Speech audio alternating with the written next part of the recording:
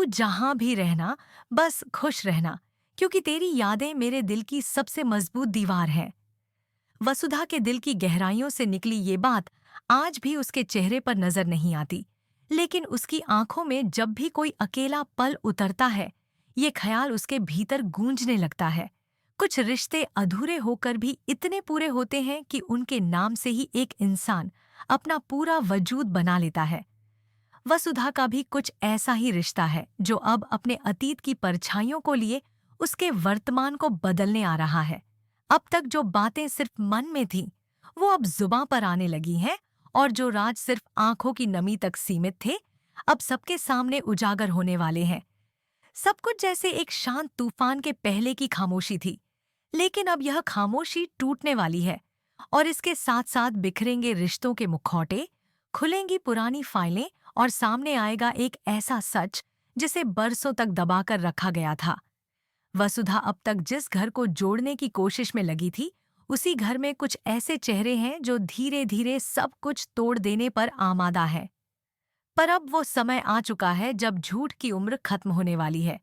करिश्मा, जो हमेशा अपने मासूम चेहरे और मीठी बातों से सबको अपनी ओर खींचती आई थी, अब बेनकाब होने वाली है। वसुधा के हाथ एक ऐसा वीडियो लग चुका है जिसमें करिश्मा का असली रूप सबके सामने आ सकता है।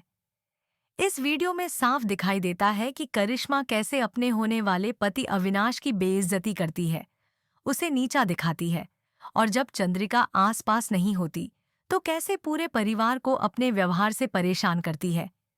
इस वीडियो में वो भी कैद है जो कभी किसी ने सुना नहीं, सिर्फ सहा था।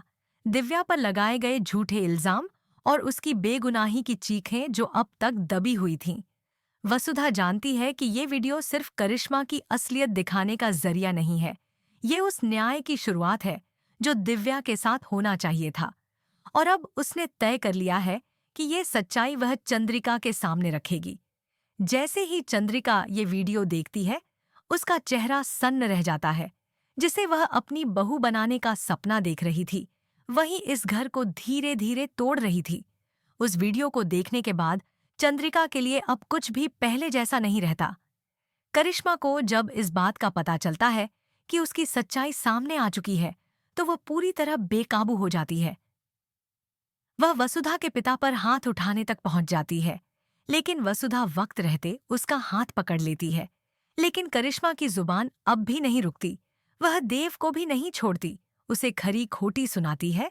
लेकिन अब अविनाश चुप नहीं रहता। अविनाश, जो अब तक सब कुछ सह रहा था, अब उठ खड़ा होता है। वह गुस्से में करिश्मा को थप्पड़ मार देता है और साफ कहता है कि वह खुद के बारे में जो चाहे कह सकती है, लेकिन उसके भाई के खिलाफ एक भी शब्द वह बर्दाश्त नहीं करेगा। यह सब देखकर चंद्रिका भी अपने आप को रोक नहीं पाती। वह करिश्मा को दो तमाचे लगाती है और उसे साफ कहती है कि अब उसके लिए इस घर में कोई जगह नहीं बची है। यह सब देखकर पूरा परिवार हैरान है, लेकिन सभी चुप हैं, क्योंकि यह वही सच था जिसे सब महसूस तो कर रहे थे, पर शब्दों में कह नहीं पा रहे थे। अंततः करिश्मा को सबके सामने से निकाल दिया जाता है और उसका जाना जैसे एक बोझ के उतरने जैसा लगता है। इसी बीच चंद्रिका के सामने एक और सच्चाई आती है, अपने बेटे अविनाश की सच्ची मोहब्बत की। वह जान जाती है कि अविनाश आज भी दिव्या से प्यार करता है, वही दिव्या जो अब तक इस घर से बेगुनाह होकर भी दूर कर दी गई थी।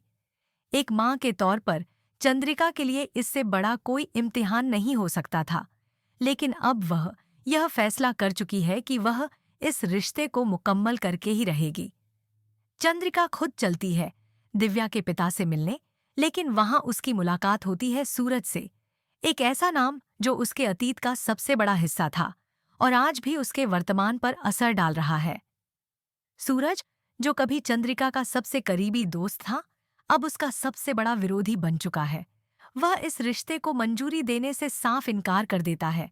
उसके दिल में अब भी वो दर्द जिंदा है जो सालों पहले एक हादसे के रूप में उसकी जिंदगी में आया था। चंद्रिका समझाने की कोशिश करती है, कहती है कि वह सब सिर्फ एक हादसा था, उसमें किसी की कोई बुरी नीयत नहीं थी। लेकिन सूरज को यह बात समझ नहीं आती। उसके लिए चंद्रिका का आगे बढ़ जाना दोस्ती को छोड़ देना और अपने रास्ते बदल लेना एक ऐसा धोखा है जिसे वह आज तक भुला नहीं पाया। अब यहाँ सिर्फ दो दिलों की मोहब्बत की लड़ाई नहीं है, यहाँ अतीत और वर्तमान की टकराहट है। एक तरफ अविनाश और दिव्या हैं, जो सिर्फ साथ रहना चाहते हैं, और दूसरी तरफ सूरज और चंद्रिका हैं, जिनकी बीती कहानी आज के फैसलों में दखल दे रही है। वसुधा, जो अब तक सब कुछ सहती आई थी, अब इन दो कहानियों के बीच खड़ी है। उसके सामने अब चुनौती यह है कि वह सच्चाई के साथ खड़ी रहे और अपने परिवार को टूटने से बचा सके। इन सारे रिश्तों, इन सारे उलझनों के बीच अब जो वक्त आने वाला है, वह किसी भी किरदार की जिंदगी को पहले जैसा नहीं रहने देगा। सच अब उजाले में आ चुका है और झूठ की उम्र खत्म हो चुकी है। पर सवाल यही है, क्या टूटे हुए भरोसे फिर से जुड़ सकते हैं? क्या रिश्तों की वो गांठें जो सालों पुरानी हैं, अब खुल सकती हैं?